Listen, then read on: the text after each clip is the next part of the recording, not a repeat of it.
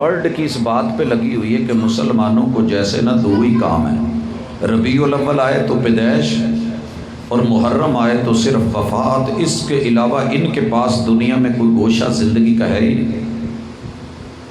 بھئی آپ پیدا ہو گئے، کس نے کہا نہیں پیدا ہوئے؟ اسی جگہ ہم نے پچھلی دفعہ ذکر کیا تھا کہ دو نمبری چھوڑیں، دھوکہ چھوڑیں۔ سب سے بڑا فراڈ وہ ہوتا ہے جو بندہ اپنے سے کرے، خود کو دھوکہ دے۔ اس سے بڑا دھوکہ کیا ہوگا کہ پورا سال آپ یہ کہیں، دعویٰ کریں الصلاۃ والسلام علیکہ یا نور من نور اللہ، اور یہ ربیع الاول کے پہلے عشرے اور دوسرے عشرے کے 2 دنوں میں آپ صرف میلاد، ولادت، جنم اور پیدائش پہ بات کریں، آپ کو آپ کا ضمیر معاف نہیں کرے گا۔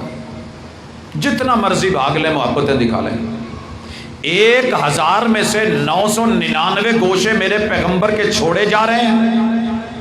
موڑ کھنڈے کی منڈی میں، بازار میں، گلیوں میں، گھروں میں، محلوں میں، ہاؤسنگ سوسائٹیز میں، گرد و نواح میں، چکوک میں، بستیوں میں، آبادیوں میں، انسانوں میں دے بھی رہا ہے، وہ بانٹ بھی رہا ہے، وہ پڑھ بھی رہا ہے، وہ پڑھا بھی رہا ہے، وہ سیکھ بھی رہا ہے، وہ سکھا بھی رہا ہے، اس کے دن رات وقف ہے۔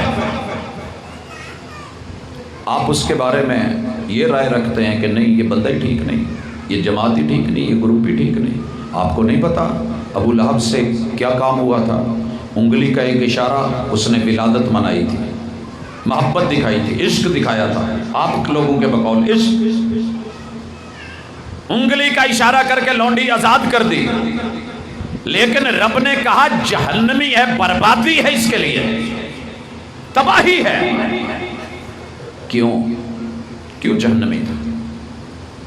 وہ جو خواب بیان کرتے ہیں نا صحیح بخاری کا، وہ پیغمبر کا خواب نہیں ہے۔ پیغمبر کا خواب وہی ہوتا ہے، عام بندے کا ایک خواب ہے، اس نے خواب میں دیکھا، وہ بیان کر کر کے ماشاءاللہ پتہ نہیں کیا نکالنا چاہتے ہیں۔ قرآن نے کہا جہنمی، اس حدیث جو خواب بیان ہوا ہے اس میں بھی جہنمی۔ کیوں جہنم ملی اسے؟ اس نے پیغمبر کی ایک پیدائش کی خوشی کا میٹر لیا تھا، 999 حصے سیرت کے ترک کر دیے تھے، رد کر دیا تھا۔ میرے رب نے کہا تبت یدا ابی لہب وتب۔ جب 2 ہاتھ بولے جائیں نا تو پھر اگلی پچھلی اصلیں فصلیں نسلیں انہی 10 انگلیوں میں ہوتی ہیں، انہی لکیروں میں نقشے ہوتے ہیں زندگی کے۔ یہی مانتے ہو نا؟ ہمارا تو موقف کچھ اور ہے کہ ہاتھ کی لکیروں پہ نہ جائے، غالب نصیب ان کے بھی ہوتے ہیں جن کے ہاتھ نہیں ہوتے۔